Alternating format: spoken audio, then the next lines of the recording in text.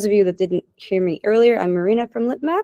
And I also have actually Axton is on the call right now, and he is our CEO. So Litmaps is a really small organization, really small company, just a few people.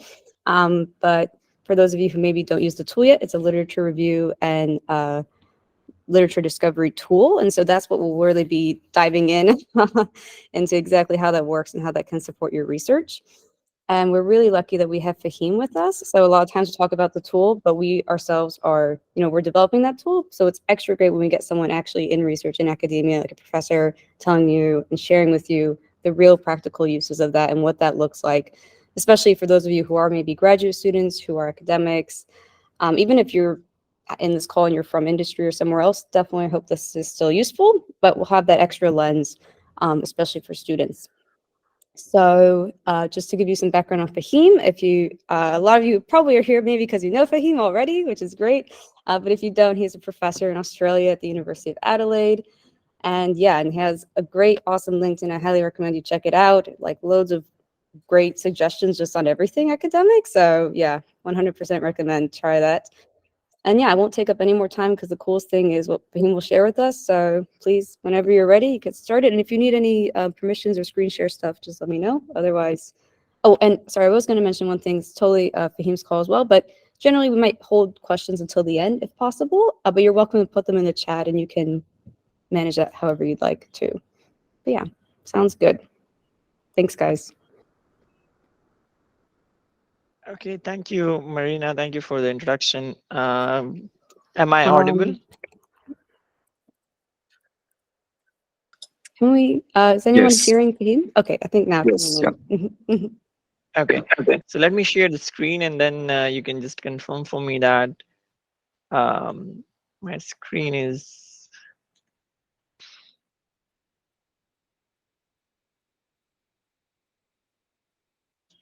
So can you see the screen?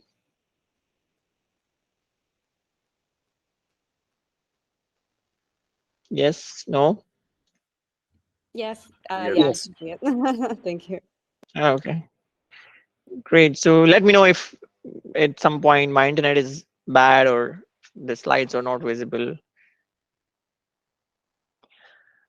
Okay, so let's get started. First, I want to thank you all for joining. And today what we are going to talk about is Litmaps. Um, Marina already introduced me. I'm Faheem. I'm an assistant professor at the University of Adelaide. And the introduction probably that matters here is that I have quite keen interest in how different sorts of tools uh, can help researchers. Primarily, mostly I'm interested in how they can help PhD students because a couple of years back, I did my PhD and I did so many different things very much manually. And now when I dive deep into the world of these different sort of tools, so I realized that how many things that could be the repetitive tasks that could have been handled by tools. So that is sort of background why I have interest in tools and how they can help researchers. So today we have this one tool which is Litmaps, and that is what we are gonna focus on. So firstly, I'll introduce the tool itself, briefly the company behind it, and then we'll dive deep into the features of Litmaps. And more importantly, we'll spend most of the time on the different use cases for researchers, which means that how researchers can use Litmaps and for what purposes they can use Litmaps. Then we'll go into and shed some light on how you can access Litmaps or the different sort of versions available. And lastly, we'll have some takeaways for you that when you leave this webinar, at least you should have something in your hand that you can take, and then that could sort of give you some action points. And then in the sixth part, we are going to talk about the steps that you can take after this, after listening to this webinar. And as Marina mentioned, that we'll have some questions and answers at the end of this session.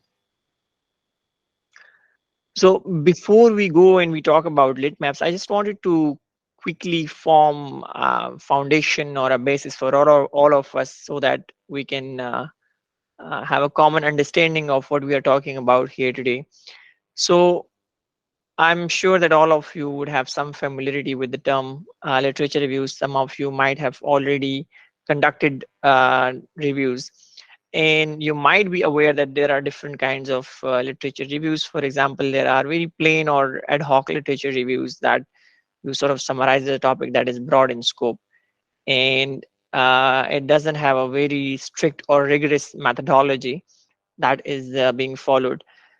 The other one, a very popular type, is systematic review, which is something quite rigorous. So what you do is that you systematically define your research questions, then you systematically define your search string, then you apply that search string on different sorts of databases like Google Scholar or IEEE Explore, ACM, and so on and so forth.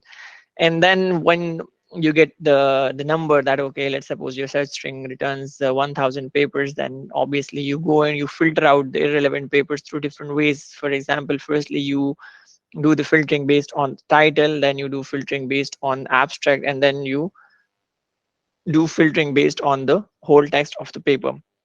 And then when it comes to extraction of the data, you have a very systematic process for extracting data. For example, you have a predefined data extraction form, that what exactly I want to extract out of these papers. For example, you might be more keen in, let's say, identifying the challenges being faced in a particular field, or what are the solutions, most common solutions, and that way you sort of go towards identification of gaps, or what could be the future sort of research that could be taken in that area. And obviously when it comes to, once you extract data, then when you analyze data, you use very well established methods, like for example you might use thematic analysis or grounded theory and so on um, to perform the analysis of the data. And thirdly, there could be meta-analysis, which are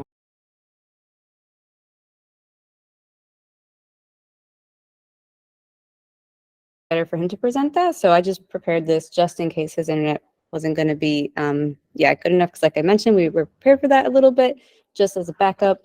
So what I can share, he was giving us some great overview and some background about the general lit review process and what that looks like. So I can kind of talk more, I guess, from the perspective of Litmaps and how that fits into a literature review. And for this, here in this slide, I kind of have the different steps that you're usually following in a literature review. I mean, these are very genericized, and it might not be the same for everyone. But in general, you know, you're tackling some particular topic or question, and just figuring that out can be its own step sometimes. Then you're looking through the literature, you're searching for papers, you're trying to figure out, you're answering this question with the research. And so finding those papers is a huge and important step.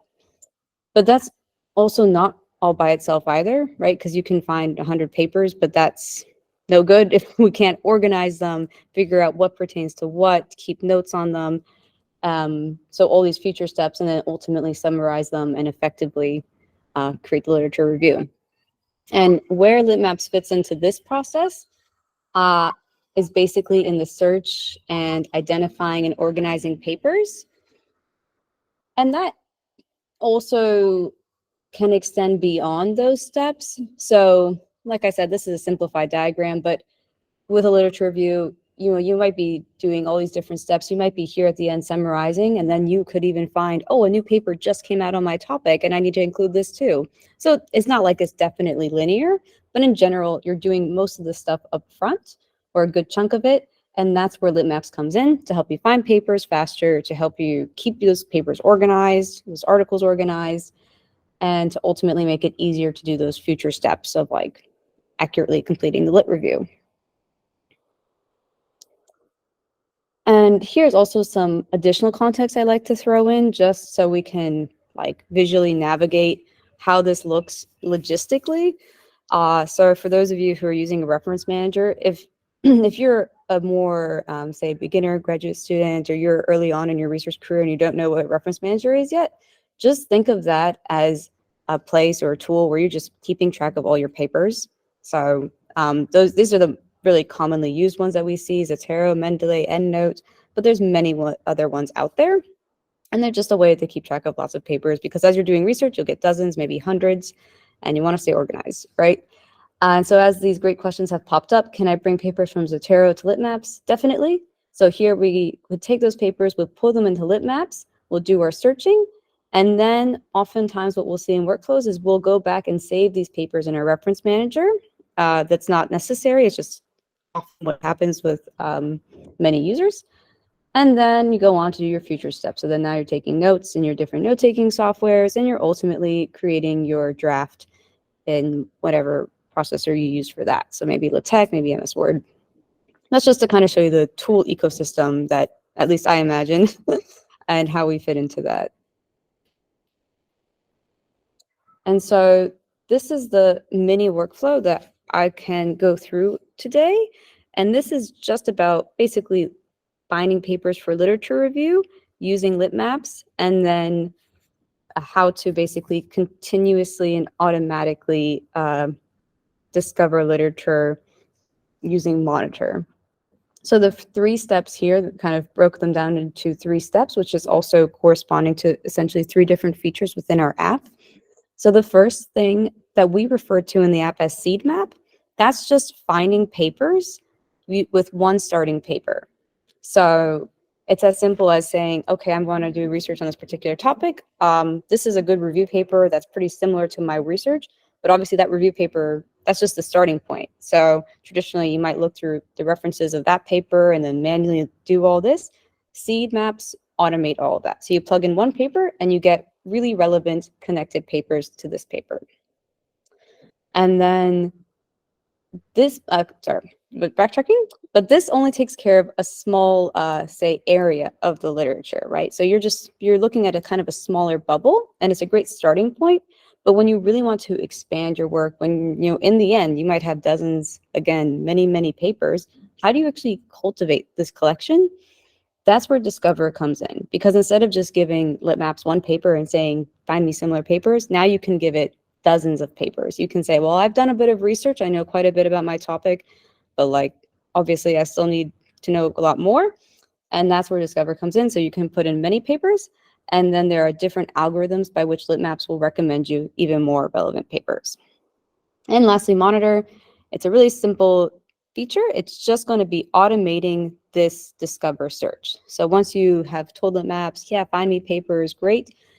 It's useful to do this, on your own in the search, but it's even better if you can automate that. So if you can just hit a button that says, yeah, every week, tell me if anything new comes up in my field or anything new comes up in this topic based on my papers, that's exactly what Monitor does. So it's just a thing worth pointing out. And in case it is useful in the context of keeping your literature review up to date, as you continue to work on it.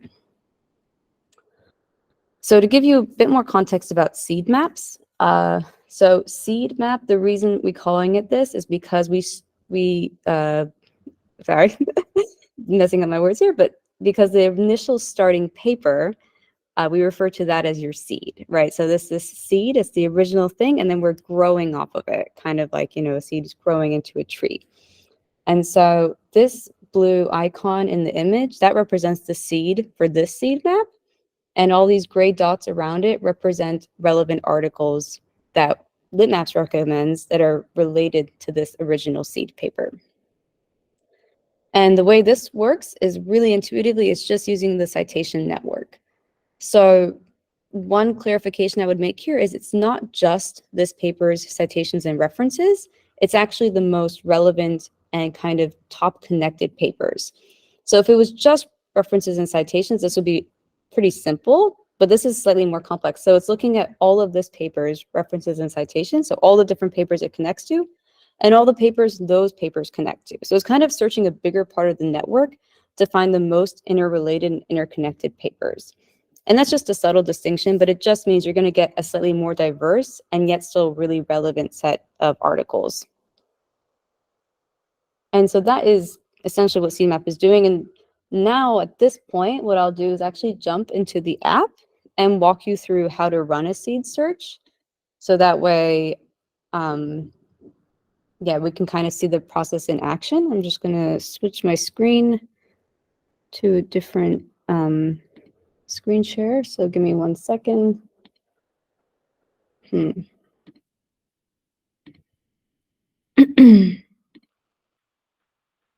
Okay. So here we're in the app, and for anyone who's not yet a user, I could briefly walk you through that as well. But if you don't have an account set up, it's really simple. You just go to maps.com, you click login, and from here, you'll be given the prompt to create an account. It takes a few seconds. Most of what we're going over in this webinar are free features, so you don't need to worry about free versus pro plan, although we can discuss the details of that later. But essentially, you're going to end up in the app.litmaps.com, and you're going to go ahead and click on Seed Maps. And so in this blue area, this blue box, we can start with any article, and there's many different ways we can put in an article. Usually the typical thing. Sorry, Marina, we're still on the home screen. Sorry. Oh, you are. Oops. Okay. Oh, okay. Yeah. Okay, thank you. That's because it opens in a new tab. Thank you, Axon. Sorry about that, guys. There we go. Cool. And so in here, we can search for any paper, and we can do that. Yeah, basically, if you're using DOI or some kind of ID, you'll definitely find what you're looking for. If you're more, say you're starting with a topic and you don't have a paper in mind, you can go ahead and type in that topic. Like, you know, maybe I'm interested in how dolphins communicate. And in this case, what I almost always recommend in the workflows that I make is that I just add the word review. So we're going to at least try to find a good review paper to start our seed search from. And so here's something like sounds produced by bottlenose dolphins, a review. Great. So imagine this is the paper I'm interested in. We go ahead and it's already checked here, and I just click generate seed map.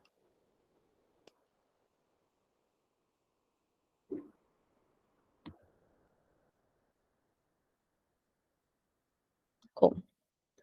So the first thing we see is the map, and again, that blue icon, the blue little seed symbol, that's that starting paper. So that's the one I told Litmaps I want to use as my starting point.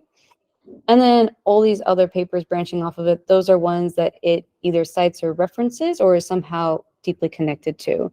And the cool thing about this visualization is in the bottom left here, the very way it's organized is already telling us basically what's recent, what's impactful, because the x-axis from left to right is the date of publication. So the more to the right it is here, the more recent it was published. And the y-axis is the citation count. Here it says cited by. So that's the number of citations that each of these papers has. And so, of course, this is a big area of contention of like more factors matter than just citations, but citations themselves are still a really, really good measure of a paper's impact and how important it is to some respect. And so that's why these are our two default measures, just for quickly visualizing what the spread of papers looks like. And so immediately, if we kind of go to the top left of the diagram and I hover over one of these papers, I get this older 1998 paper, right? It's to the left, so it's an older date, but it's very high up. So it has a huge citation count, like almost 500 citations. So this was clearly a pretty pivotal, important older paper on bottlenose dolphin signature whistles. And on the other hand, if I kind of start to explore the bottom right of the visualization, I'm getting really recent work.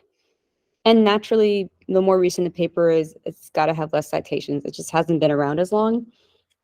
But this tells us what are the newer pieces, articles that are coming out on my topic. So there are many ways you can interact with that map. You can even change these axes to prioritize different elements and different characteristics. But I don't need to hopefully overwhelm you too much about seed maps. You can just keep that in mind and definitely explore on your own. But the second bit I'd love to cover is just the sidebar here. So you can look for papers on the map. You can also look for papers just on the sidebar. That might be faster for some of you. So if you're just seeing like, okay, what here in this list of papers is relevant for me? And when you do find something that you're like, oh, that's really related to my topic, then what you can also do is from this paper, you can click on it and you can see a bunch of different details. And from here, we can start reading its abstract to get a better idea. And we can even click on source, which goes, yeah, this is the thing. I should just share my whole screen with you. Sorry about that. Here. Now I think this will be a bit better. There we go. So sorry about that. So basically, I pressed source in the original one, and it pulls up the paper. Now it's being a bit slow.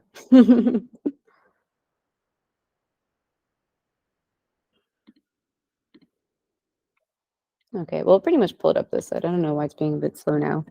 This would be the hosting site for some reason, the DOI link.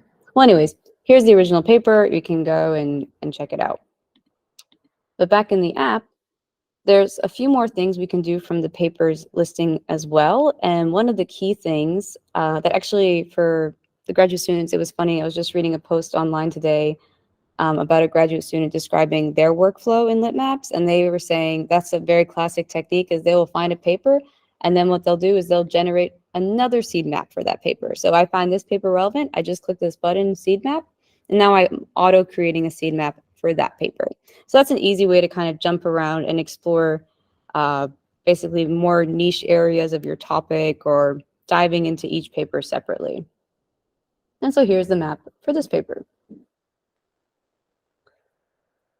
And I would say this basically summarizes seed maps pretty well. There's a lot more features in here, but I'm definitely sensitive to the fact that I don't want to overwhelm you with tons of information. So I think that's good for now. I'll pop on back to the slides and share about Discover, which there's a ton of stuff in Discover that we can go over. And it's very exciting. And it basically takes seed to a whole new level. So whenever you're, say you're finding literature, I would say at this point, when you're going into Discover, that's when you're probably at the point of your review where you've already found a few relevant papers. Like I said, you've taken a few notes, you maybe have some loose idea of your topic, but now you're really needing to like explore a lot more. Like maybe you've understood this aspect of your topic, but then say maybe the theoretical you understand, but the experimental, you're like, oh, I have no papers on that. What are people doing? Then at that point, you need to dive much deeper, and it'd be very helpful to get many paper suggestions based on all your different inputs. And so Discover is a very subtle but simple difference. It finds papers from several starting papers. So you can input as many papers as you'd like, barring some limits with the free version, but it's quite a few. And then it will recommend relevant connected papers or different things based on your algorithm. So originally we had just this top connected, which is very similar to seed, where you pass it in your papers. Again, it looks at all its citations and references, and it finds the most like top connected relevant papers to your work based on the citation network. But more recently, we've also have released 2 other algorithms. And so now there are actually 3 different ways to search for papers. They're all completely distinct. So right now, you can tell it, find me papers this way, find me papers that way. And that's in this way, you kind of have the power to decide in what way are you conducting your search. So it's just very transparent. If you're like wanting to know that these papers are highly relevant because they're connected, because they have been citing one another, then you can use top connected. And the other 2 algorithms, the slightly newer ones, one is called semantic search. And this came out very recently. And this is actually using AI to understand what is the paper about and recommend you similar papers. So this is a distinct way of searching. It's different from top connected, and it actually doesn't use connections. So it's using the title and abstract similarity and recommending papers with similar content. When you get results for semantic search, they might still be like referencing or citing one another, but that's more of like a coincidence because it's actually about the content. And lastly, we also have co-author search. And so this is useful if you're wanting to explore not only to find relevant papers, but if you're really interested to learn, well, what are like the top authors in my topic? What are they publishing? And even more importantly, if you have kind of cultivated this collection of papers, and you know that these are really impactful papers, and these are the different authors that have worked on them, if you can know, well, what other works have those authors also worked on together, then you can kind of follow that line of thinking of, well, okay, this is what the top contributors have also done. So it's not just that they are important authors or authors that are publishing a lot of the papers in your work, it's that they're also working together. So it's co-authorship. It might be a little confusing to understand, but when we get to the visualization, hopefully it clears it up. And the last thing, I don't know if it gets tedious to hear me say it over and over, but just in case, it's always good to remind ourselves we can definitely bring in papers from external sources. This was a question earlier, so I feel a bit pedantic to repeat it, but yeah, you can definitely bring in from reference managers, or you can also use Litmaps collections. And so I'll go into collections in the next demo I'm going to do here to give you an idea of what that is. But essentially, within Litmaps, there's a way to manage your papers, of course. That's why a lot of the time in my pictures, they're all colored differently because we manage them and organize them within the collections. And that just makes it easy when you're in the app to like keep track of different topics, subtopics, authors, all neatly packaged in your library. Cool. So I'll jump back into the app and show you what Discover looks like. So for Discover, we can go into the sidebar here, just hit Discover. And I'll start a new search. And here, I can walk you through also for import. You're just going to click Import Articles. And this is where you would drop a BibTeX if you were coming from a reference manager or your own set of work. In this case, because I have quite a few collections, I'm just going to select one of my Litmaps collections. And so here's one on urbanization bird migration that I made a while back. So I have many test collections. If you are an expert in one of these fields and you feel my collection is very inaccurate, trust me, you know better than me. These are more example collections. So but essentially this is representing, an assemblage of papers on this topic that I've done through my own lit review. And now I'm wanting to find even more papers on this and like, what have I missed? What are more niche areas of this particular topic? So it's about how birds do and migration relative to how we've built cities. So I'll just go ahead and select all of them. I'll click Add 50 Inputs. And now you can see them all pop up on the diagram on the right. And if I click Algorithm, that's where those three options come up that we just discussed. So top connected, co-author, and semantic search. And for the first example, I'll just walk you through top connected. And then if I think we should still have time, I can go back and do a semantic search as well and a co-author to just show you the visuals really quick. And lastly, I will just point out, but I won't add any. We also have filters. So if you want to make your search more precise, so that can be really useful as well in a lit review. If, say, you found a lot of interesting articles, but there's been no new articles since like 2015 or something, or you can't find any recent work, that's where these filters can really come in. You can say, actually, only give me papers published since a certain year, or sorry, articles that's come out since a certain year. On the other hand, maybe you want to find more historical work that was much more foundational, then you can cap it. Say, no, only show me things before 1980 or whatever you like. And of course, there's also keywords here, and that will find papers that are going to actually match up those keywords. So I'm not going to use any filters or anything. We're just going to do kind of the default standard search here. And again, our original paper is in the middle. And the whole outer ring is recommended papers. And personally, I like to often bounce around on the visualization and kind of view what are my recommended papers here. Or again, you can just kind of scroll through the sidebar. This is an interesting example here that I found this paper, and you can see it's actually title and abstract are in a different language. And depending on your research and what your objectives are, that can be a really useful thing, right? So if you're definitely interested in finding all the relevant papers, even if it's not necessarily in your language already, that's where searching by citations and references, so searching through top connected can be really useful, because this can still cite the other paper even if they're not in the same language.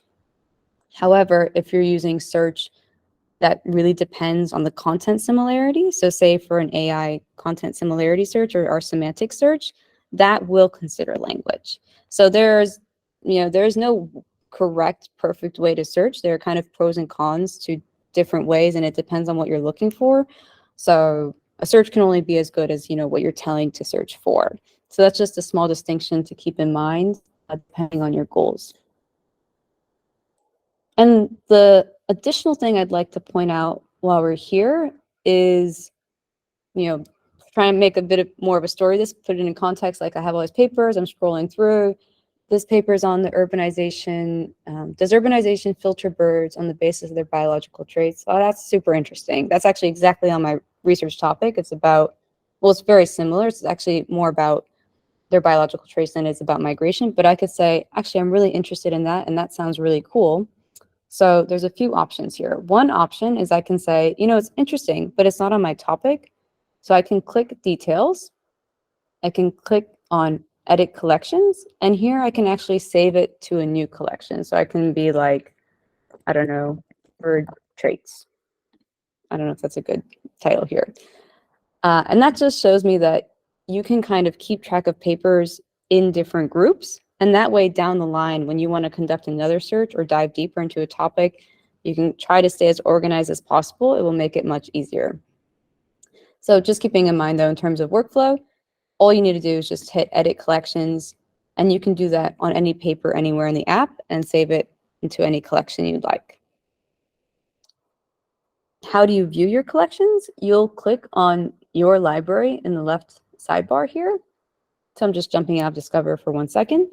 But if you click on your library, you can view all your saved papers that you have saved to any library before. So they'll all pop up here. So I'll hop on back to Discover.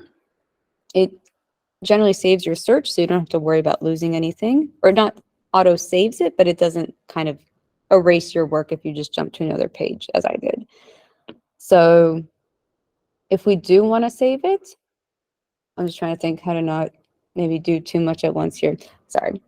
Yeah, I'll take a step back here. And what we're going to say is I'm going to sum up Discover. I'm going to go over semantic search, and then we're going to go back to the slides and talk about monitor separately. Because there is always tons to cover here. And obviously I get pretty excited about the app because there's so much stuff it does. But to try and keep the story straight and to keep it flowing naturally, yeah, I'm trying to like rein myself in. I get really excited. So basically we added this paper to another collection. And now what I want to do is go back and rerun this using a different algorithm just to show you what those results look like. So I just click this little back button. And now I'm going to hit semantic search. Again, that's just looking at content similarity using title and abstract. And then I can click find related articles. This visualization will come up pretty differently because, again, it's not about connections. It's just about content similarity. And when the papers do come up, they're actually even clustered by their content. So that should make it easier to jump around.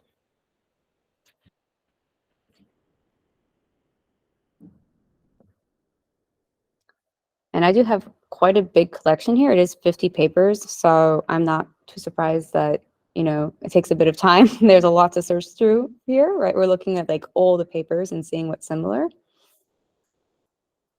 And so now I'm getting recommendations based on content similarity. So biodiversity, habitat and resources, and just a variety of papers.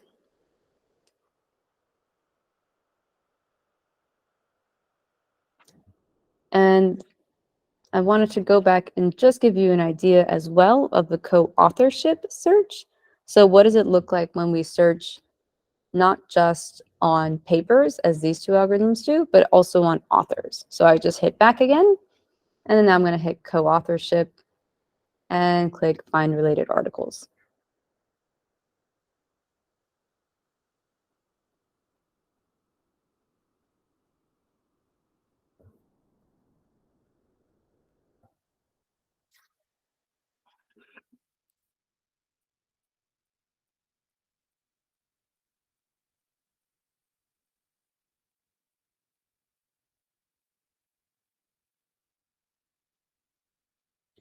Okay, and here, those papers that we passed in are at the top.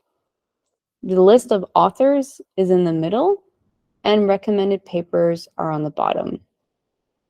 You can click on any author so we can see what papers did I pass in that they authored, and what are the recommended papers that they're also listed as a co-author on.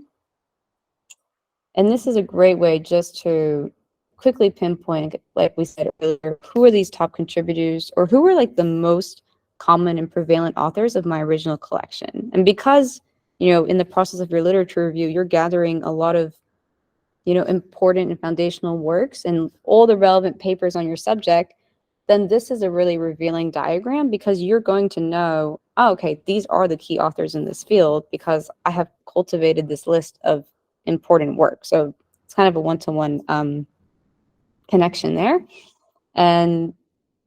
But regardless of, I guess, their intrinsic or objective importance, it's also about just finding more similar work, or work that you definitely don't want to miss. So if these two authors are really important in my field right now, then I want to also see what else have they worked on together. And so I can see that these two authors, Evans and Gaston, they've both also worked on this paper down here.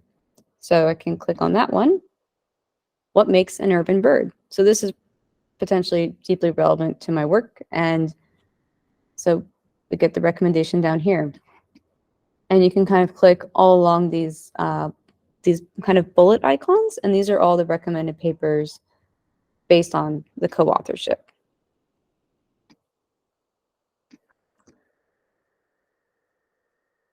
The last feature I'd also really like to point out here is just how to expand the search further once you're searching. So as you're doing this analysis, you might find, okay, I want to expand my viewpoint and my topic and consider these additional papers. So now I'm finding papers on rural-urban differences, and I want to include that. So I want to consider not just all my papers, but this one as well when I look for new papers. And so the way to do that is simply to click the plus on the paper, and that adds it to the search. And it's similar if we are in the list of papers here. If I click on them, I'm just going to go and click a few here. And it's not going to do it automatically, but it's basically noting them, kind of like tapping them and noting them. And then I can press this blue button at the top that says expand search. And that will just rerun that same search I ran originally, but now it's going to loop in these 4 papers and treat them as inputs. So that can be really useful if you're starting with a very small set, like say you're earlier on in your lit review, you only have 5 papers, and then you found a few more relevant ones. Just tack them on to your original search, and that way you're already expanding and growing as you search. And so here I've added them on, and actually, shockingly, the results are pretty different because they were not deeply related. So already these first 2 author names are quite different than in my last search. That's pretty cool. This about sums up Discover so far. I'm going to go back into the slides and just discuss Monitor before going on basically to Q&A. And yes, I don't know if anyone has joined recently since we began the webinar, but if anyone is confused, yeah, Faheem looks like he might not be coming back. If he is joining again, that's great because he can at least help with Q&A. Oh, sorry, Axton? He's just rejoined. He's just rejoined. Wow, that's almost. Sorry, Marina, my internet was very bad, so apologies for. No, I'm so sorry. No, I know it's very stressful when this happens. No worries. No, and then I'll just tell you, yeah, I just kind of like at least wanted to go over something. So I just went over basically workflow, seed, and discover, just so we're talking about something. But you're welcome. Then, if do you feel okay to pick it up from there? Can you just tell me where it was stopped? Yeah, I mean, you're welcome. So basically, I just went over like kind of literature review process, like what just from a very top level, how to use seed map and how to use discover. So it's up to you if you want to share me snowballing or something like this. When I was presenting, did I present some slides or didn't? Because I didn't know where it was interrupted. Oh, it Yeah. was. Sorry, Axon, go ahead. Oh, yeah. Sorry, I just wanted to help. Yeah, we just in that literature review breakdown, you were talking about systematic reviews and meta-analysis. That's kind of where it Okay, stopped. okay, at the very start. Okay, thanks. Let me Mhm. share the screen, and Marina, you might need to unshare your Mhm. screen. Cool. Good timing. Can you see my screen? Okay, yes, now I can. Thanks. Yes. Okay, perhaps it was just interrupted here right at the start. Yes, it was there. Yeah, this side you were kind of finishing, or you're maybe halfway through, and that's when it phased Okay, out. okay, sure. So I'll just um, yeah. Mm.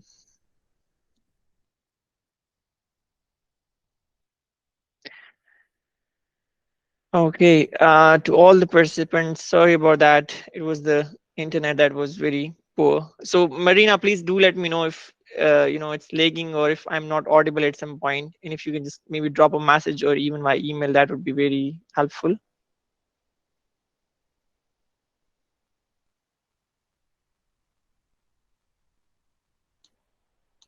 Hello. Yes, we will. Yep. Okay, great. Thank you. Yeah, absolutely. Hmm. Yes, I was discussing the different types of literature reviews, and the point I wanted to make here was that irrespective of the kind of review you want to go ahead with, Litmaps can help you because I personally believe that the features it has, these are quite generic and can be applicable for different types of reviews. Um, I'm not sure if you have already introduced these things, but just very briefly, Litmaps, it's a tool that helps researchers to conduct literature reviews. It helps to save time and helps to improve the quality of literature reviews. The way it does is that it uses citation network to discover literature that's easily overlooked with other search methods. I would very quickly mention that from my experience of working with different tools, these tools, including Litmaps, these are not designed to sort of replace a human. They are there to just facilitate and help you do better literature reviews in a lesser amount of time. These were the different sort of features of Litmaps. Perhaps Marina already went through them, discovered. So obviously you can use Litmaps to discover relevant literature. And one of the most common comment that you might usually get from reviewers when you submit a literature review is that you have missed some papers. So Litmaps is something that can help you to make sure that you don't miss any relevant papers to be included in your literature review. Visualization, um, I have used many different tools that are used for research, and if there is one thing that I'm impressed uh, from Litmaps, that its visualization capability. And generally speaking, I found this tool very user friendly. Using it, you don't have to go through large guidelines, or you don't have to go through any specific extensive tutorials. It's quite easy to use. As you start, once you start, you would find the way forward on your own very easily.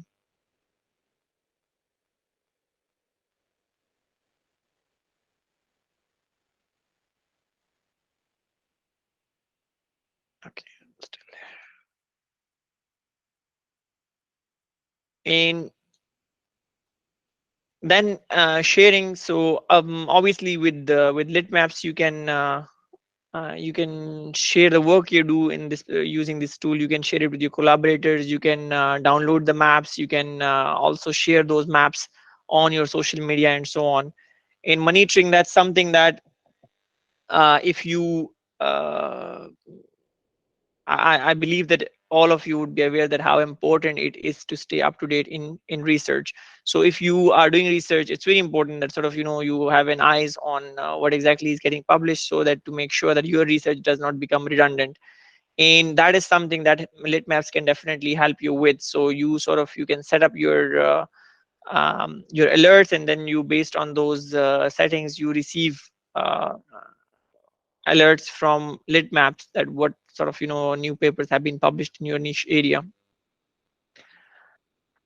When it comes to the use of Litmaps, so it is used by, primarily it's for researchers, and when I say researchers, it could be PhD students, it could be master students, it could be postdocs, it could be academics. Currently, it's used by more than 250,000 users worldwide. It's used by more than 3,000 different organizations, and it is being used in more than 150 different countries. Now, diving deep into the features of Litmaps, the first one is search and seed. So here what you do is that you sort of take one paper as a seed, you feed it to Litmaps, and then Litmaps generates the kind of map that is being shown on the right hand side. So for example, I am working in the area of big data analytics for cybersecurity, and there is this paper, architectural tactics for cybersecurity analytics systems, a review. I know this is a relevant paper, and then I want to find out other relevant papers related to this one. So this is the map that I get when I put this paper as a seed. So on the right hand side, you can see in the blue color, that is the seed paper, and then you can see the papers around it that are relevant to this paper. And there are many different kind of insights in this map. For example, as we move from left to right, we get to see more and more relevant papers. For example, if you see the papers on the left hand side, that is like another was in 2004. But if we look at the papers on the right hand side, that is like 2021, 2022, and so on. And if we go from bottom to top vertically, we see that the number of citations of the papers increases. So for example, the paper Dean 2008, that is more cited as compared to the paper Kayo 2013. The next feature is discovery. So as I mentioned, that this particular feature can help you to make sure that you do not miss any relevant literature. So for example, if you are doing a literature review, and particularly a systematic literature review, so you can use this one to make sure that you have all the papers. And more than that, once the maps are generated, you can also explore.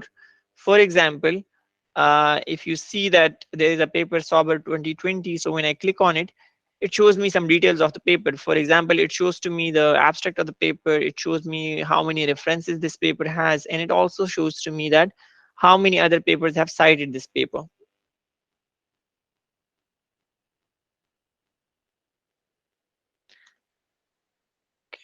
So there.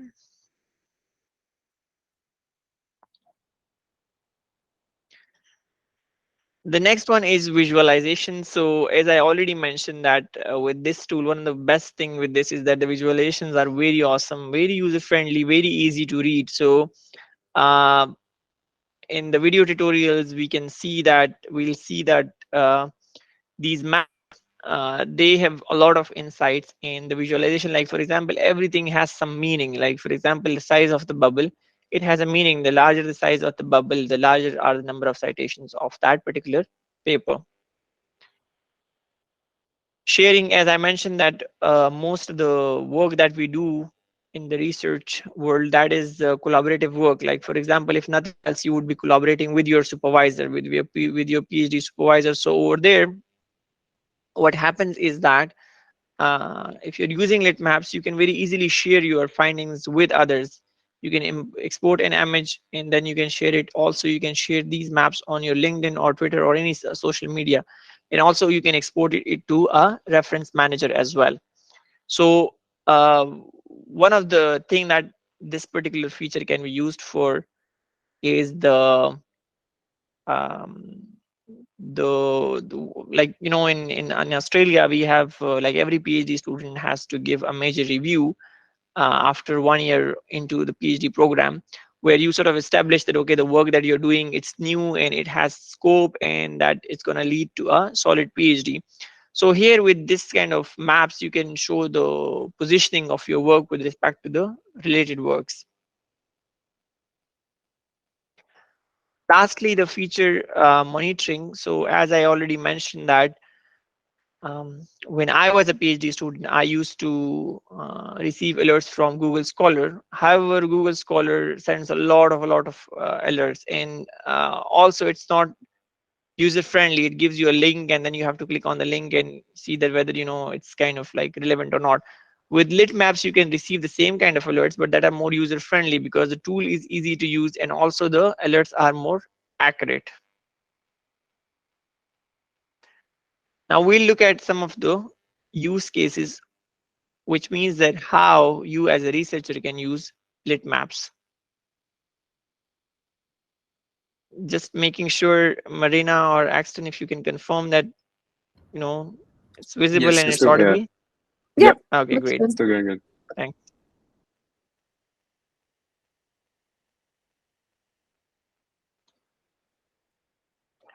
So the first use case that we are going to look at is the finding the right set of research questions. Now, in my understanding, one of the most challenging tasks of any PhD is finding the right set of research questions, or finding the gap that what exactly you want to do. So I have seen many students struggling with that. And here I'm not advocating that Litmaps can help you to give you concrete research questions. What I'm trying to say is that Litmaps can help you to give at least to give you some sort of direction, some potential areas to explore. And that's what we are going to look at. But before we look at that, my view is that I've seen students working for more than a couple of years to find the gap. I'm not an advocate of that particular strategy. I believe that when you see potential in a particular area, just go and you will figure out the rest on your way. Uh, Here is a sort of a video tutorial which shows that how you can integrate ChatGPT with Litmaps to identify some potential areas, and then how you can use Litmaps to make sure that how credible or how accurate that particular research questions are. So let's have a look.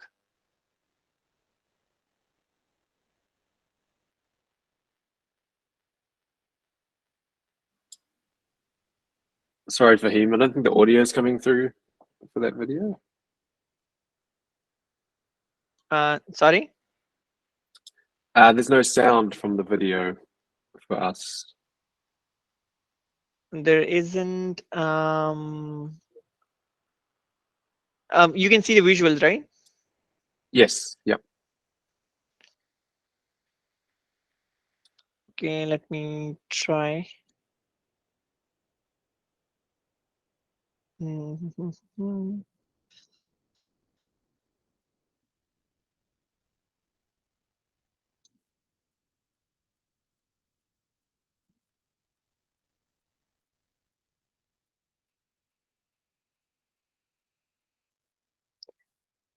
Oh, it's still not audible, right? Yes. Still not audible. Still not audible.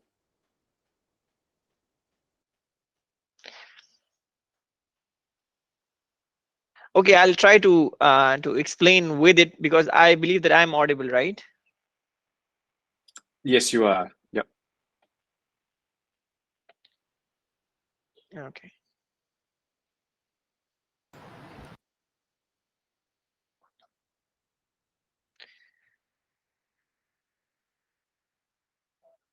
So here, what is being shown is that how you can get the plugin of uh, Litmaps and connect it with ChatGPT.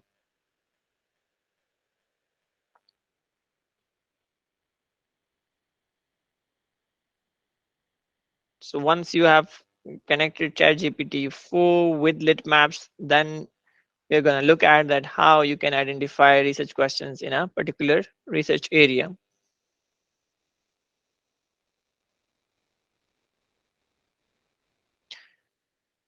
So here we are gonna just enter an area and ask ChatGPT to give us some research questions in this area. The area is like bees and modern technologies that help with honey.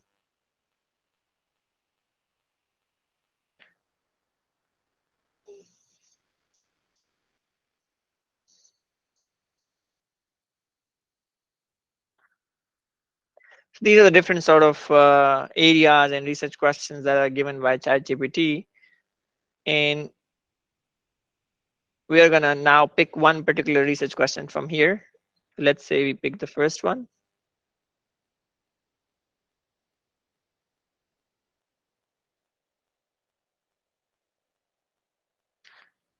Okay, so now we are gonna look at some, we are gonna identify some papers that are relevant to that research question. So we are asking ChatGPT to give us 5 research questions, 5 research papers, sorry.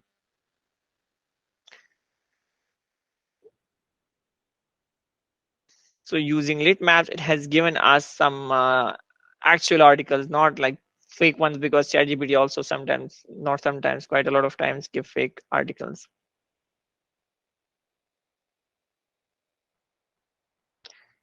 Now we are gonna picking one paper and we are asking it to give us more relevant papers.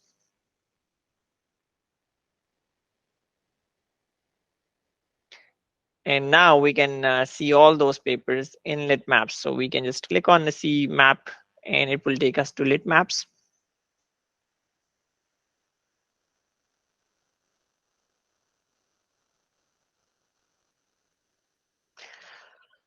So on the right side, you have the map, we have the seed paper, and then we have the papers relevant to this particular paper.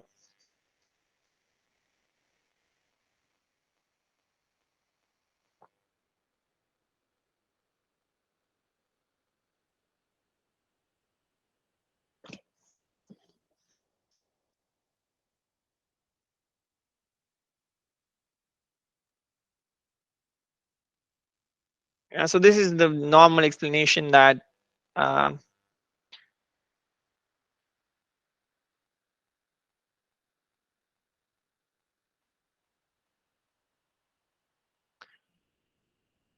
larger the bubble size, the larger are the number of citations, and as we go from left to right, the date, the recency increases, and as we go from bottom to top, the number of citation increases. So this is essentially a use case where using ChatGPT in Litmaps, you have identified a potential area, and then you have identified research questions, and then you have identified some research papers relevant to that particular area, and then you see the relationship between those papers. So essentially, you can dive deeper into these particular papers and make sure that whether this research question has the potential or it doesn't have the potential. So it just gives you a starting point, it gives you something to start with.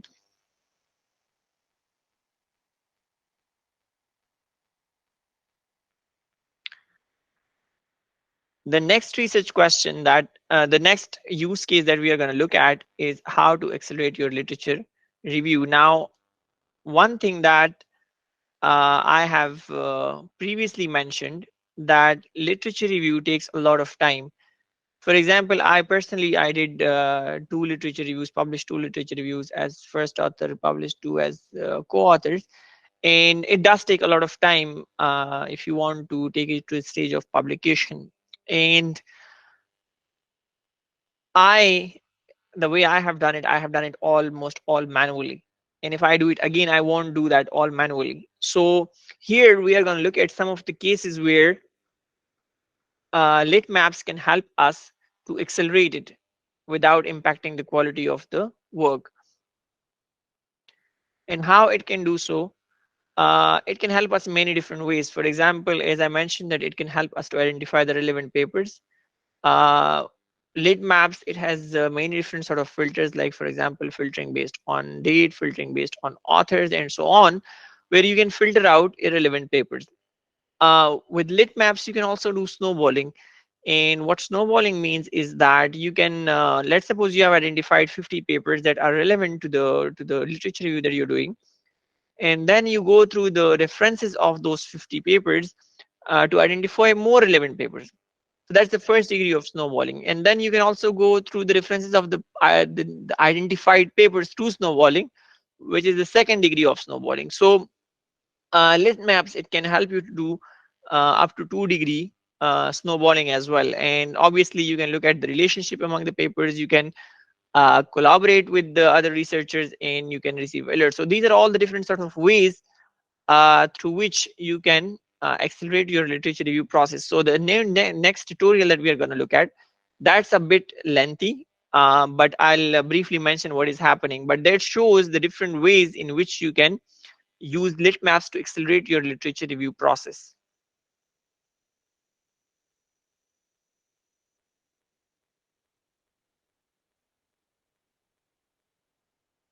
So here we are creating a collection of papers.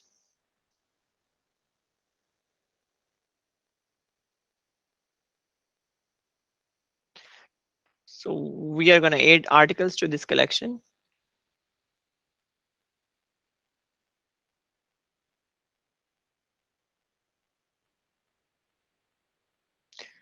So we can add articles manually, or we can just go to our reference manager, and from there we can import all the articles.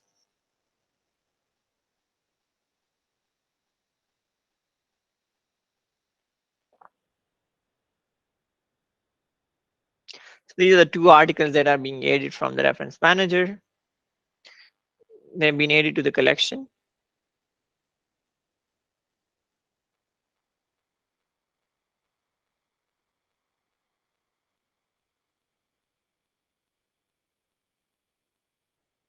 So we'll use these 2 articles to uncover more relevant literature.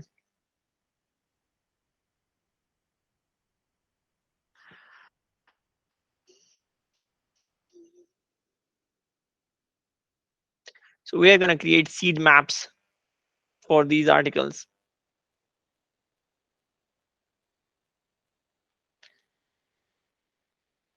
So here we are creating the seed map for this particular article.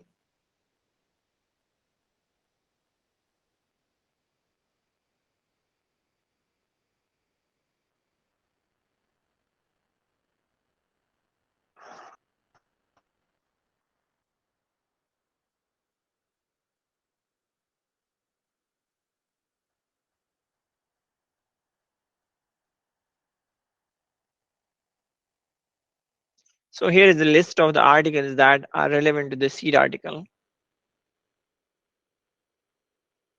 So you can explore what the article is about.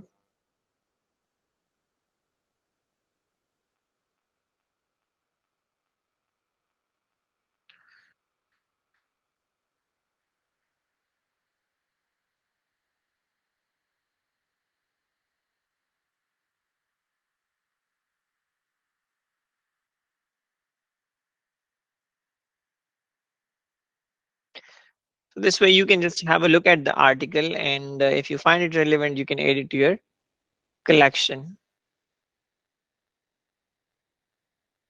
You can do the same for others as well. I'm going to take it forward so that we can have a look at some of the more relevant aspects, because in this tutorial there are many different features that are discussed that help to accelerate the literature review.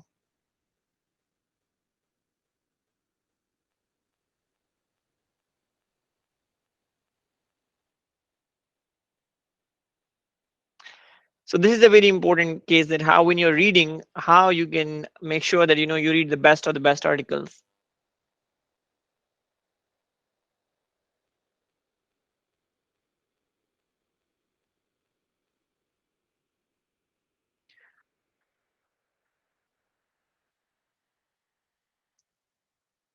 So very simply, from my own experience, when you have a map, and then you should target the articles that appear on the top right of the map. So that is where you should start from your reading, because if it is on the top right, what this means is that this article is the most recent one, and this article is the most cited one. So that is the best starting point for reading about a particular research area.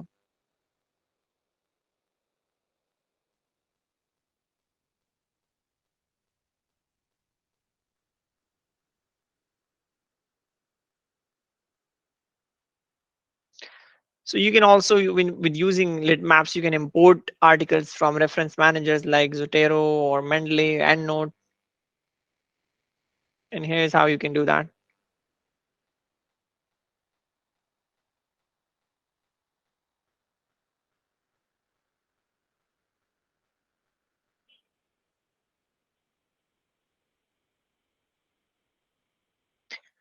This one also we discussed that you can, once you have created the map, you can share that map with other collaborators.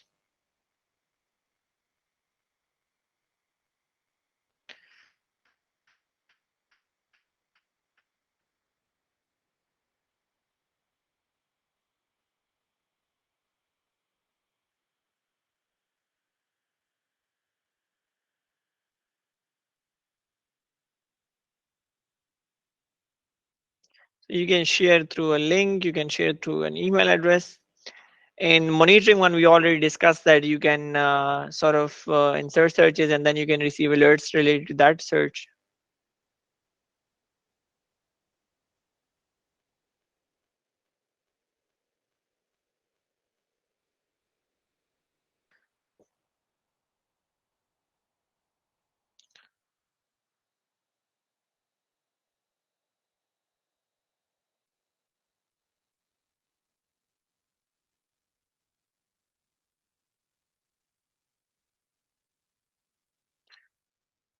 And so this way you sort of keep yourself up to date about the new searches, new papers being published in your area. Here, okay. So the next case that we are going to look at is how to identify all papers in 30 minutes. So uh, as I mentioned, that identifying papers for your literature review, it takes a lot of time because in systematic literature reviews, you have to go through so many different sorts of stages. For example, first you need to define the research questions. Then as per those research questions, you need to define the search string. Then you need to execute the search string on multiple databases, like for example, Scopus, Google Scholar, IEEE, ACM, and so on. And then you need to do the selection based on title. Then you need to do the selection based on reading abstract, and finally you have to do the selection based on reading full paper. So that all takes a lot of time. With Litmaps, you can automate or semi-automate this process. So here we are going to look at that how we can do that.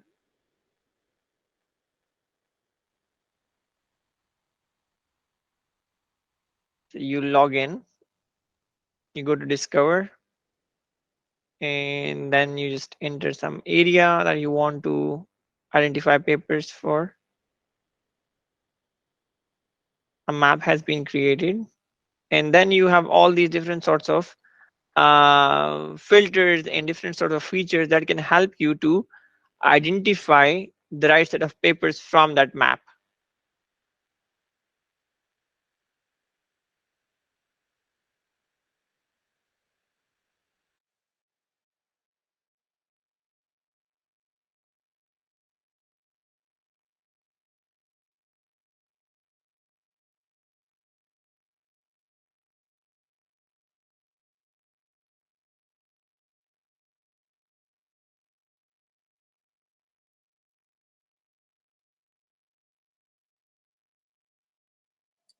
Sorry, you're muted, Faheem, if you can hear me.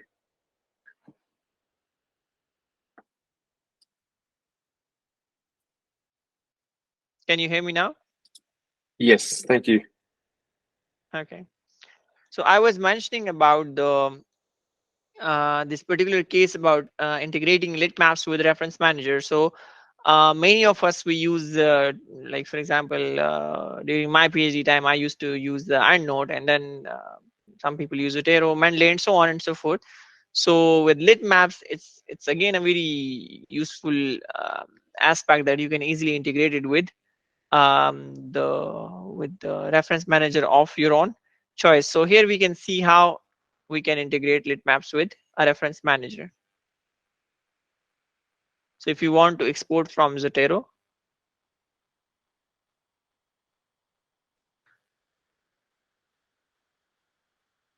so we are into Zotero and we want to export library.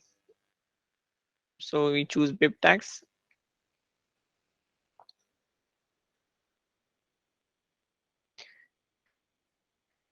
So it's as simple as that. If you want to export from Mendeley,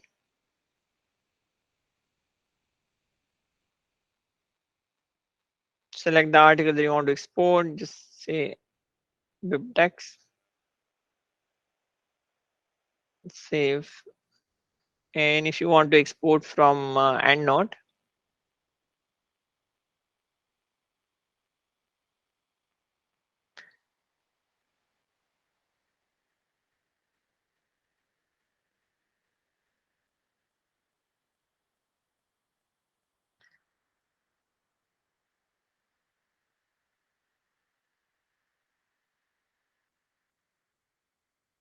and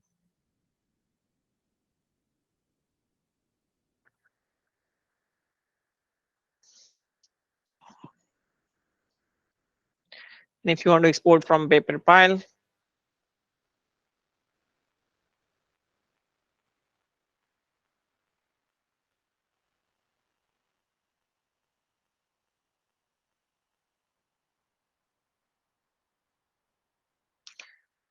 and now once you have exported, you need to import it into Litmaps.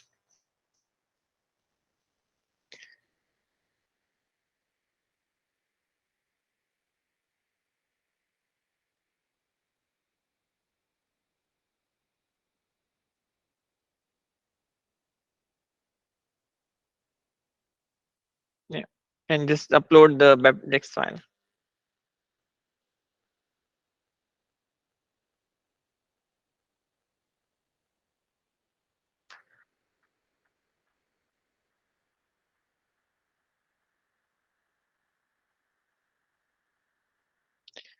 So this way we can sort of, if we have a library, if we have a collection of papers and we want to in a reference manager, and if you want to bring it into Litmaps, these are the different methods that you can follow to bring it here. The next case is that of selecting the best set of papers. So when it comes to selecting the best set of papers, I already mentioned it that the papers, when you create the map, the papers that appear on the top right side, that would be the best to start with, because they have higher number of citations and they are the most recent ones. So I'm, due to time limitation, I'm going to skip this tutorial, but certainly Marina can share the slides with you where you can find this tutorial. And the next one was about staying up to date about new publications. So this one also we briefly discussed that with the monitor feature, what you can do is that you can set up searches what you are looking for, and then Litmaps can accordingly send you alerts. So that way you do not miss any articles that are being published in your research area. So this one also, it's quite simple. So I'm not gonna play the tutorial, but definitely this is available on YouTube, and as well as the slides can be made available to you where you can watch this one. Now I'm gonna shed light on how you can access Litmaps. So there are three different versions available of Litmaps. One is the free version, which has limited features. But I would certainly recommend that it is good as a starting point, um, and it's good for individual researchers, students, and casual users. Um, you can freely create an account, and creating an account is as easy as it can be done in 1 minute. It just takes like two really quick. The paid versions, obviously, that has much more to offer. It has so many different features. You can create unlimited number of maps. You can sort of all the features that we have shown in this particular webinar, those all would be available in the paid version. And then there is also a version which is for organizations. So for that one, you need to contact the team of Litmaps. So here you can see one is a free version, one is a pro version, one is the version that is for teams. From this webinar, although it didn't go, in my understanding, as well as perhaps it was explained, apologies from my end, but uh, a few things that you can take away from here. The first and most important one is that Litmaps, it's a very user-friendly tool to help you in your literature reviews. Um, what it can help you with is that it can accelerate your literature review process without impacting the quality of your literature review. The third point you can take away from here is that this tool, it is used by more than 250,000 users. It is used by 3,000 plus organizations, and it's used around 150 plus countries around the globe. The fourth point you can take away from here is that it has many interesting features. For example, seeding, discovery, visualization, sharing, and monitoring. And the fifth point is that there are so many different use cases that you can use Litmaps for. Obviously, we covered only 2-3 of them in this webinar, but there are so many different cases that you can use Litmaps for. And lastly, you can take away with yourself that Litmaps, it's available both in a free version as well as a paid version. What are the next steps for you? What you can do is that you can, after the webinar, you can give it a try. You can look for yourself what Litmaps is, how good or bad a tool it is for literature reviews. And then I hope that you would also find it as useful as I did. So you can certainly subscribe to the newsletter, and you can also follow Litmaps on social media, where the updates about how new features and what new features have been added are shared. I thank you all for attending, and now if you have any questions, I would be happy to answer.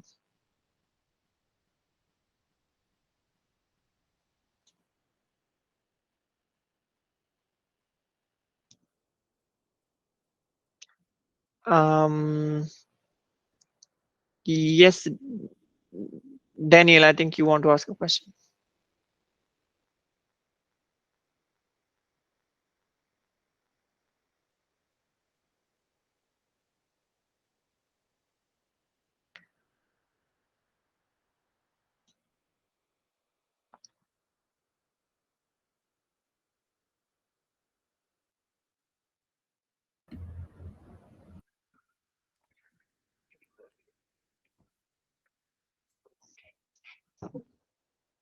Hey, Faheem, thanks so much. Definitely, we'll just keep taking questions, but I'm just going to say you can also check the chat. Like, for example, they asked about the recording Patrick did, and so yeah, definitely we'll send that recording later. No worries about that. But yeah, you definitely can maybe speak Yeah, to all. just to aid here, Marina, I because I pre-recorded it as well, given that I had this, so I shared that with you. If maybe that one is a much better recording, so happy if you want to share that with the audience. Absolutely, yeah, thank you. Then yeah, we can definitely send it all out, and yeah, definitely share that afterwards.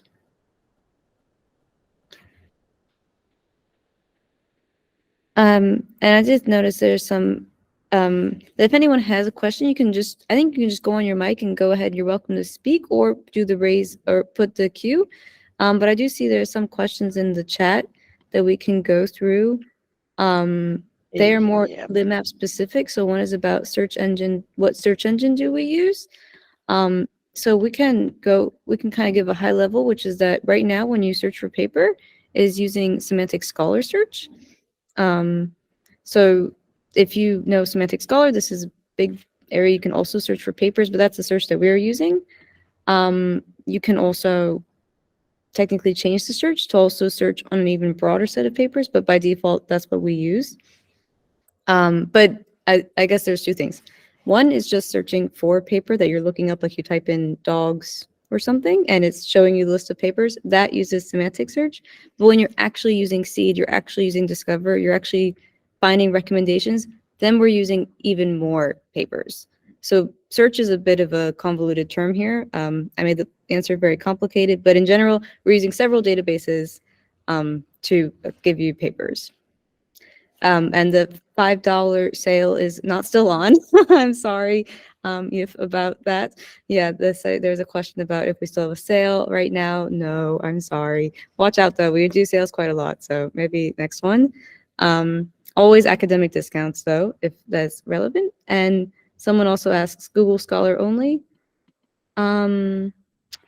As in data from Google Scholar, it's not quite like that. It's more complex. It's like we're getting data from several databases, but we have like, say, right now, 260 million papers or articles, and it's always growing. So we have a very big set of papers and articles. But it's hard to compare to Google Scholar. It's just different. It's difficult to give unless Axon wants to weigh in there, but that's, in general, I'd say we're covering a very large amount of articles, though, and always trying to expand that. And we're getting quite a few questions in the chat, so I'll just kind of knock a few more out. Daniel asks, what is a recommended starting point regarding the number of papers to start discovering a research topic? I have a Litmaps answer, but that'd be great to hear from Faheem what you recommend, Yeah. how you do it yourself. Sure. So Daniel, what I do is that, when I want to conduct a literature review, I first do a pilot study. And in that pilot study, I just include 10 papers that I already know that they are answering the research questions of the literature review. So if they are, and then, that those papers are returned by the search string that I have designed, then it gives me a positive hint that I'm going in the right direction. So I believe that if you have 10 papers, that's a good number to sort of start diving deeper into a particular topic.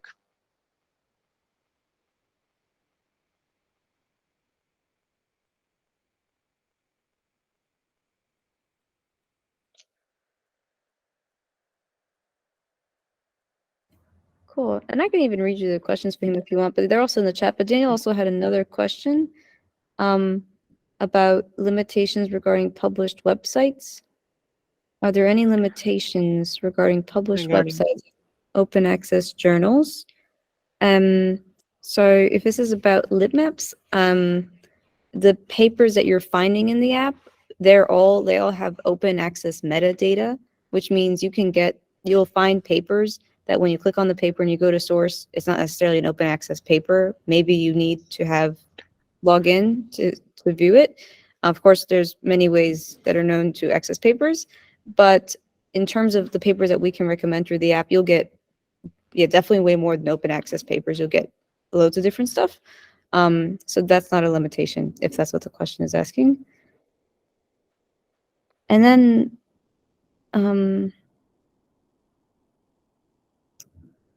there's quite a few things. I'll just take this small one about Jenny AI. I'm just going right in order, so hopefully I don't leave anyone out. But from Yif asks if there's still a plan for partnership with Jenny AI. I noticed we do some promotion. I think it is now over, so I'm sorry about that. Yes, I'm sorry we missed both the discounts here. Unfortunately, yes, that is over. That was a cool promotion. We were trying to, you can check, I could check myself, but I'm pretty sure it's ended, that we were each trying to give each other a discount just in case people are interested in the other. That's another AI tool. But as far as I know, I think it's over. Try the promo code if you want still, if you have access to it. But for right now, I don't think we're still doing that. Thank you for your kind comment, Jonathan. That's a very nice comment that you're liking the webinar and the styles and the tool. And someone asks, can we rely on Litmaps as evidence for our supervisors that map covers all relevant papers? Ooh, what do you think of that, Faheem? It's kind of interesting. Absolutely. I think that the coverage by Litmaps is quite good. If I compare it to manual coverage of literature, I would definitely say that Litmaps covers far more papers than you can manually identify.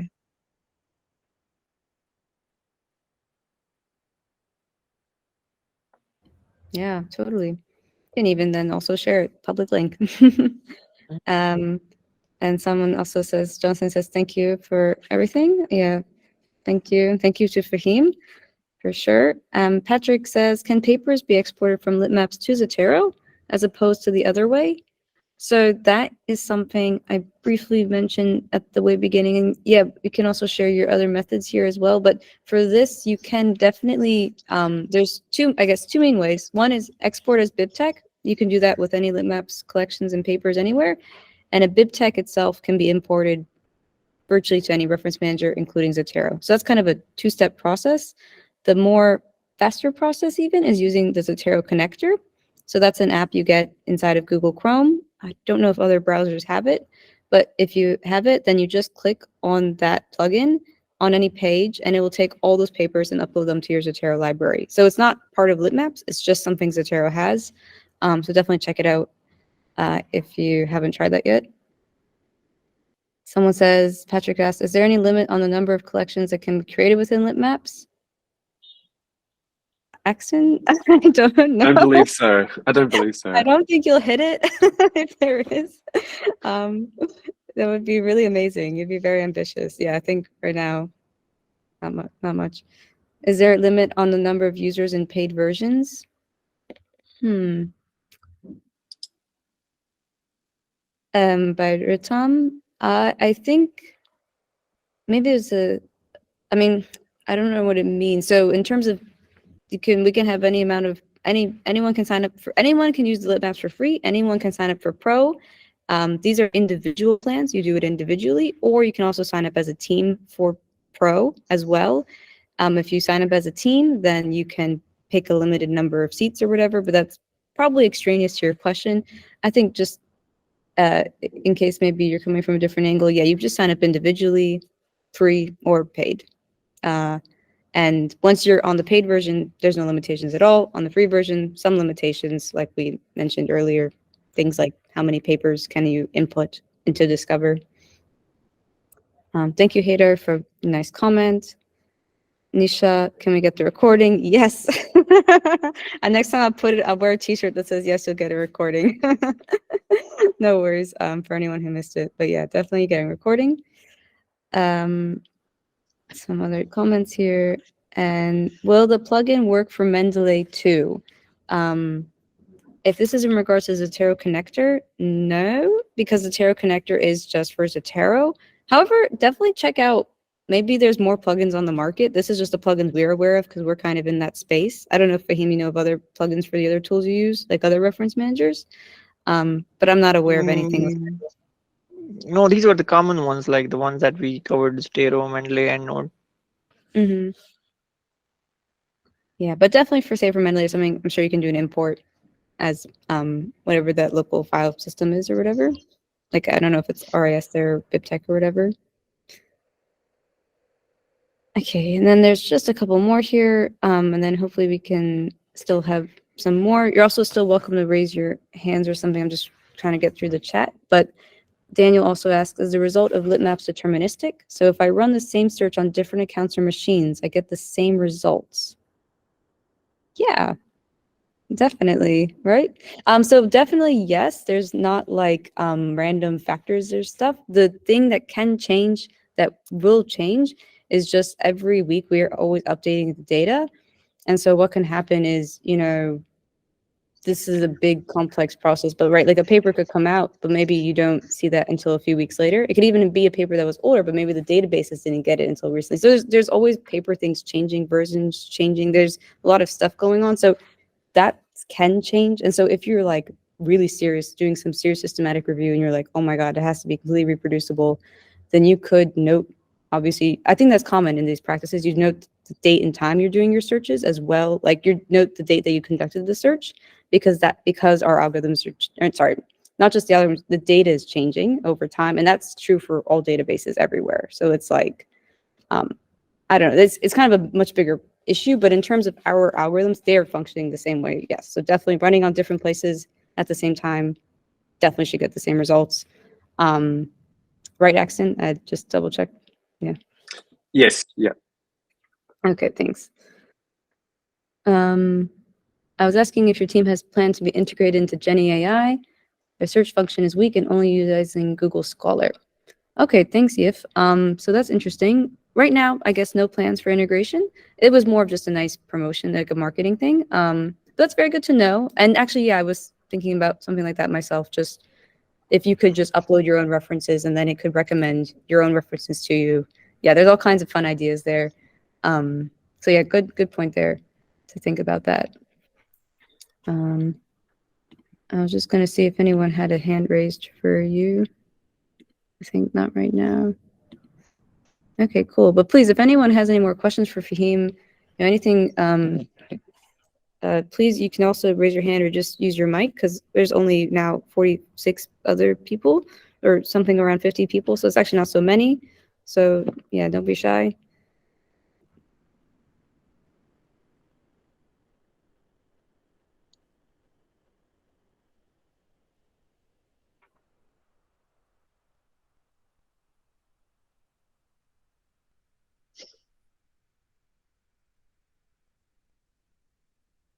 Okay.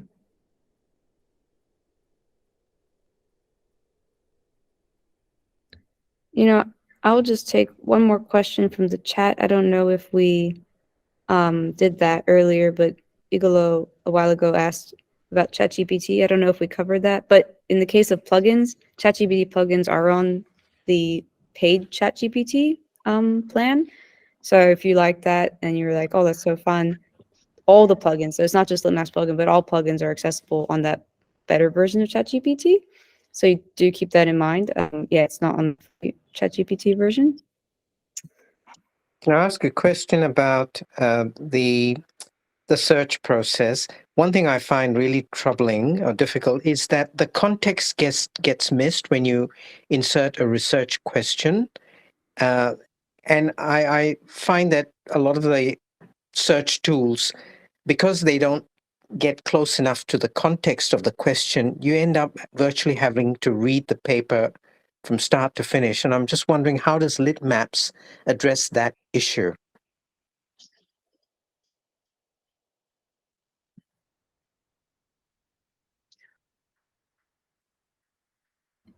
I don't know if either of you guys felt like taking this, but just to clarify, it's kind of it's more of a top level challenge, right? That's like, it's not so much about any algorithm or anything. It's more saying that you have a general question or general topic you're tackling, and to just figure out what the paper is about, that takes so much time. Like, you can read the abstract, but then you actually need to read the paper, and you're just trying to classify if it's relevant or not. And that's where the challenge is. Just to confirm, that's what we're talking about.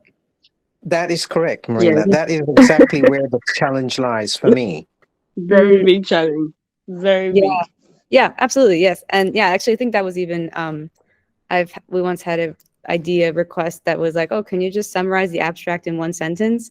And we're like, well, there's already the abstract. But yeah, absolutely, that's always the thing. We always want more summary, maybe. So that actually might be a good.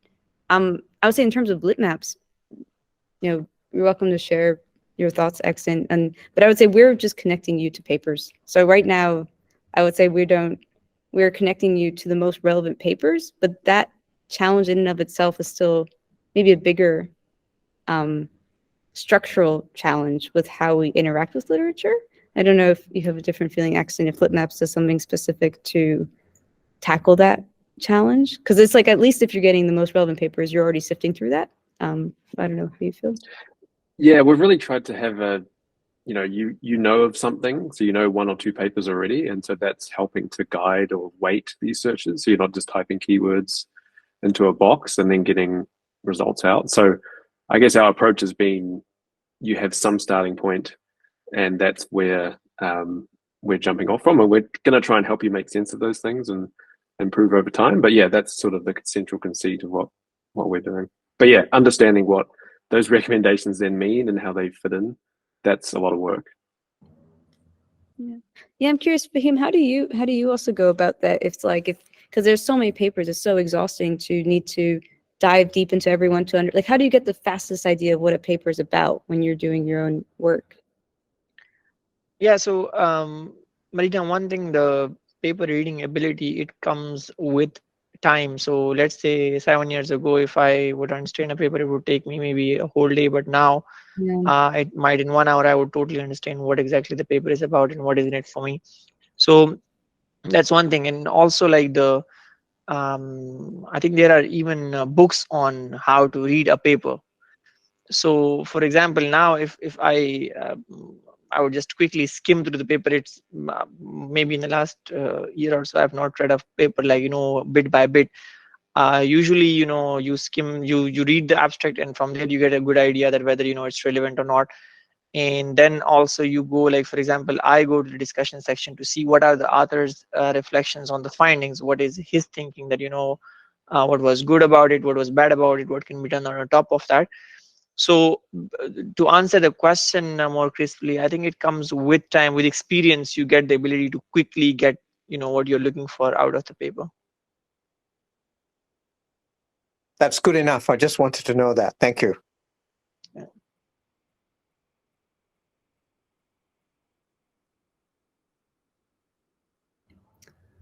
And I also noticed, I think, I don't know if we answered this, but I noticed Jonathan asked like an hour ago. I totally missed it. If there's a way to focus Discover function for specific journal searches, like using Discover to in the top career focused journals.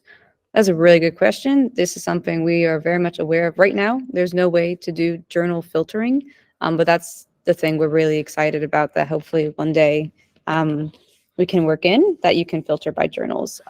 Because yeah, we're very much aware that that would be super useful. So yeah, excellent question. Hopefully that's something we can be, sharing with you soonish. Well, thank you for responding to the question. Axton, thank you also. If I could just clarify one little piece on that. The reason I ask was because sometimes when we are in one particular area of research, and granted that there are articles, sometimes I mentioned the career example because it's an area of my interest. And I mentioned to Axton and to you also my message, just that granted, there are career articles across multiple journals, but sometimes when we are talking about the advances in a particular area, people will say, well, did you look at the top journals? Did you look at the top ranked international journals, for example?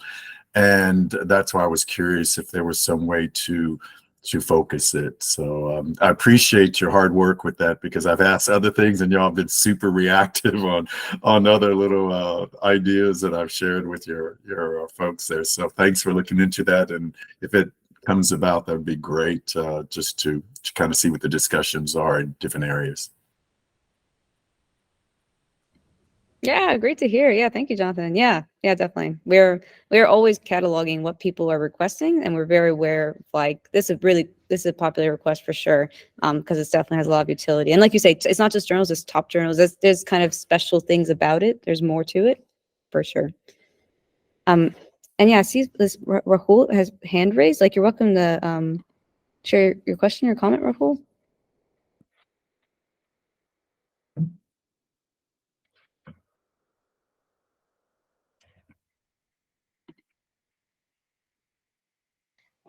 I think Rahul is asking about the recording, that how he can get access to the recording of this webinar. Okay, yeah, no worries. I think so long as if anyone here has not gotten an email about the webinar, then leave a comment with your email or something. Otherwise, if you received emails before the webinar about the webinar, you'll definitely receive recording because you're on the list, so you don't have to worry. You'll receive it by email.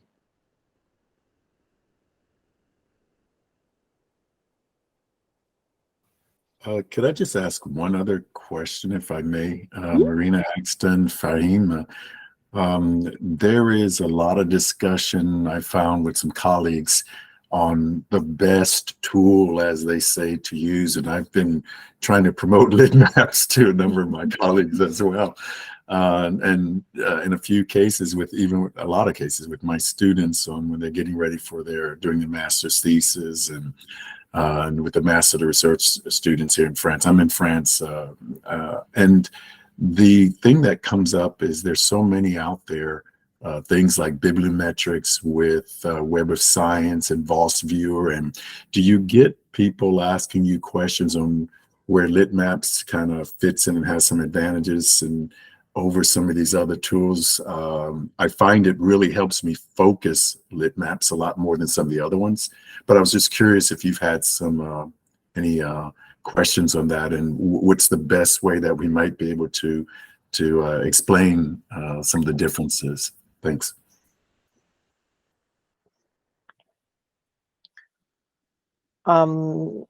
Should I answer this one, or Marina?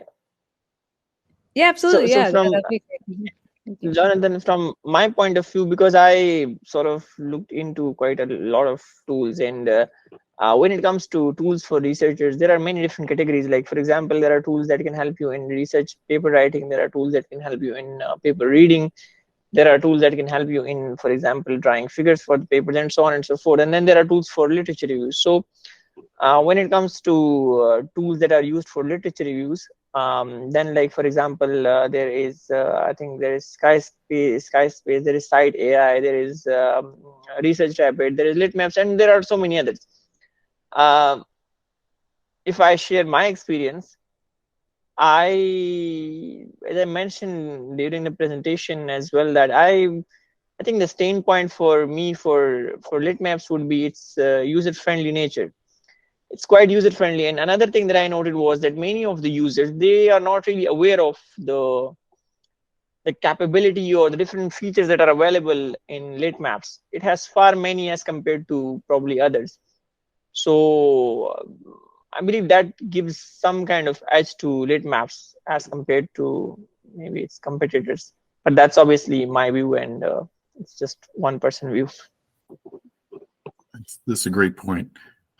If one thing I did notice too is, or just a question maybe, and I'm not trying to monopolize the conversation here. Just one last question, and then I'm going to take off for another meeting. But is there a way to have some list of papers that have used Litmaps? Maybe I missed it on the site, because I've come across that, for example, with NVivo or what have you. When you have the different uses, they'll offer papers that have been published using the technique, which are nice to be able to reference when we mention in our papers to say Litmaps version such and such was used for the development of the literature review, as a way to show a thoroughness in our own work.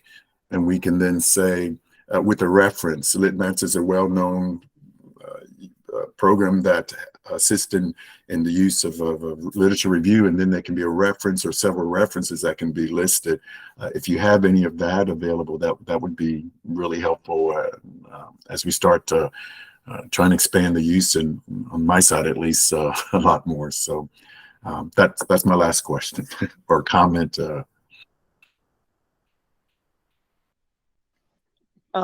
Jonathan, I have not come across papers which have explicitly mentioned that they have used Litmaps and that they have give the credit or acknowledged. I have seen guidelines from journals where they have explicitly mentioned guidelines for using ChatGPT. If you have used ChatGPT for writing, and in that case, you need to sort of declare it or give credit to ChatGPT. Perhaps the use of Litmap is not to that level as, like, somebody can use ChatGPT, like for example writing a whole section of a paper. But I do to some extent agree to the point that if it is being used, it would be much better as in to adhere to the academic integrity guidelines, to just sort of declare it that the Litmaps or any other tool for that matter has been used in conducting this research. Okay, great. Thanks very much for that comment. That helps. And again, thank you all for your work with the webinar and putting this out for everyone. I've really enjoyed it. Thank you again. Oh, thank you. Thanks so much, Jonathan.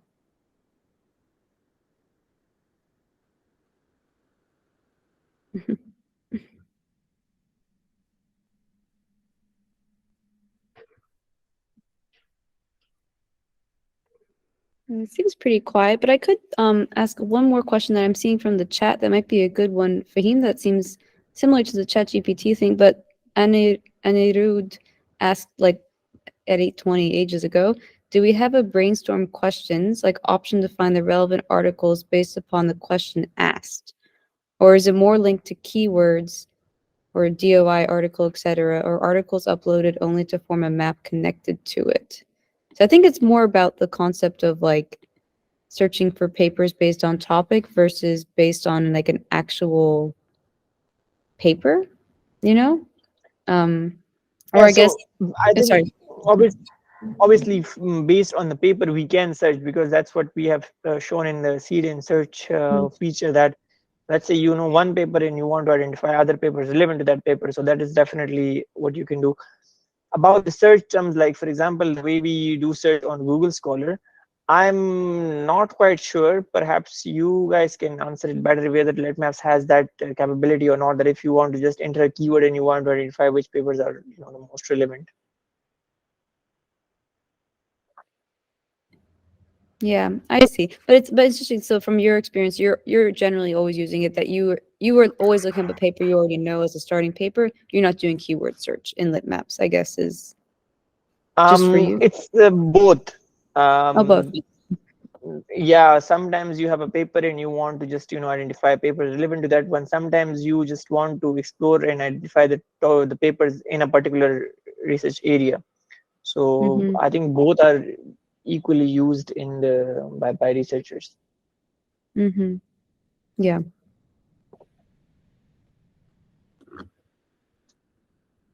Just leading off that point, if you were to type in a research question as part of the search, is Litmaps actually looking at keywords in the research question, or is it taking the full context of what that question is when it does the search? I think Exton's probably the best expert Yeah. here, but right now, yeah. So go ahead. I mean, I'll say semantics Yeah. color. You go. Yeah, simple answer. I think we're just using the keywords, and we are using Semantic Scholar, so they have a system that's trying to match similarity and grab those out. But yeah, we're not doing anything special on that side of it. We're just trying to help you find a paper to put into our tools. Mm-hmm.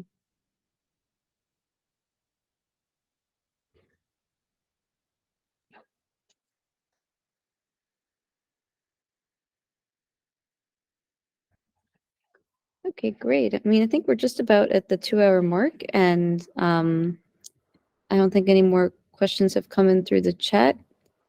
Just some nice comments. So thanks so much for those nice comments, guys.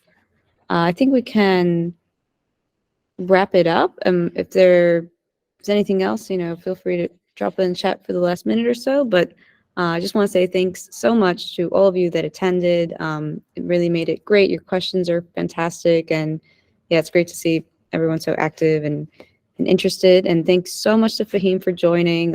Such a great thing to have you sharing your perspective and like your exact way and your take with Litmaps and just Lit Review in general and your research.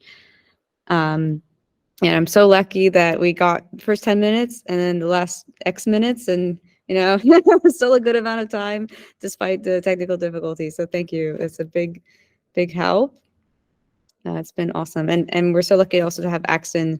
Yeah, so this was really special to have great set of people here. Thank you so much, and yeah, we'll definitely be in touch. We'll be sharing all those resources afterwards.